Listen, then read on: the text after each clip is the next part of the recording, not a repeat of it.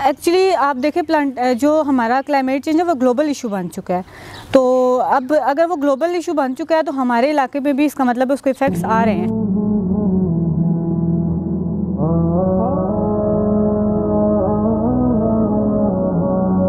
Actually basically society welfare organisation के platform पे हम काम कर रहे थे और हमारा जो बेसिक मोटो था वो यही था कि यूथ को इन्वॉल्व करना है और उनको पॉजिटिव एक्टिविटीज़ में इन्वॉल्व करना है। लेकिन जैसे कि हमने अपने इन्वायरमेंट को देखा कि इन्वायरमेंट बहुत ज़्यादा ख़राब हो रहा है। हमारा एबटाबाद को ही आप अगर देखें, ऑब्ज़र्व करें तो उसका टेम्परेचर बहुत ज़्यादा राइज़ हो रहा है इन थोड़े से टाइम में, बहुत ज़्यादा इंक्रीज़ कर गया।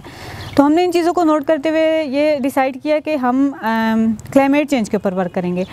तो इस ज़मर में हम लोगों ने जो है वो डिफरेंट इलाकों में प्लांटेशंस की, बेसिक जो हमारा काम था वो प्लांटेशन पे था। ठीक है, हमने जो है ग्रीन बेल्ट मरी रोड पे, डोडियाल में और बिरन गली जो हमारा एक बैकवर्ड इलाका आ जाता है, उन इलाकों में जाके प्लांटेशन ड्राइव्स की हैं। उसके अलावा हम लोगों ने प्लांटेशन के साथ साथ अवेयरनेस भी दी है, वो स्कूल्स के लेवल पे भी और कॉलेज के लेवल पे भी। एक्चुअली हमारे साथ जो हमारे कोर मेंबर्स हैं वो तकरीबन 30 या 40 तक हैं, बट उसके अलावा भी जब हम प्लांटेशन कर रहे होते थे तो लोकल लोग भी बहुत ज़्यादा साथ में कोऑपरेट वगैरह करते रहे हैं।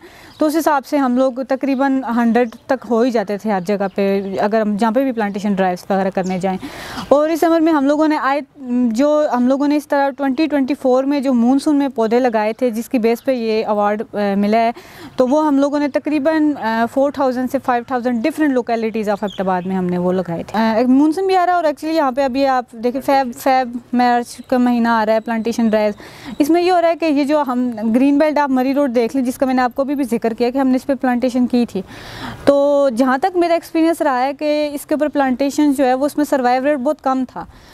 और मैं ये चाह रही हूँ कि इसकी जो सॉइल है, जो मरी रोड के अंदर जो बेल्ट में सॉइल पड़ी हुई है वो डेड हो चुकी है। मेरा जो जितना एक्सपीरियंस रहा, मेरा ये प्लान है कि इस सॉइल को यहाँ से चेंज किया जाए, इसके जगह जो है वो फर्टिलाइज सॉइल डाली जाए। एक्चुअली हम प्लांटेशंस वगैरह और ये क्लाइमेट चेंज के ऊपर काम कर ही रहे थे कि उसी दौरान हमारे सामने एक एडवर्टाइजमेंट वगैरह आई कि 4 दिन का एक सेशन हो रहा था जो ब्रिटिश काउंसिल ने अनाउंस किया था कि आप वो ज्वाइन करें। उसमें क्लाइमेट चेंज के हवाले से जो है अवेयरनेस दी जा रही थी।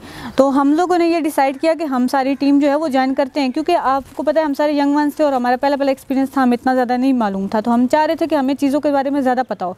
तो हम सब ने वो सेशन ज्वाइन किया और उस सेशन में फिर हम लोगों ने वहाँ पर ब्रिटिश काउंसिल के इंस्ट्रक्टर्स वगैरह आए हुए थे और हम लोगों ने उनको अपने मतलब बताया कि इस तरह हम लोग काम कर रहे हैं और हम लोग इतनी प्लांटेशन वगैरह कर चुके हैं। पाकिस्तान में से 22 लोगों को ये अवार्ड मिला है जो डिफरेंट प्रोविंसेस से थे।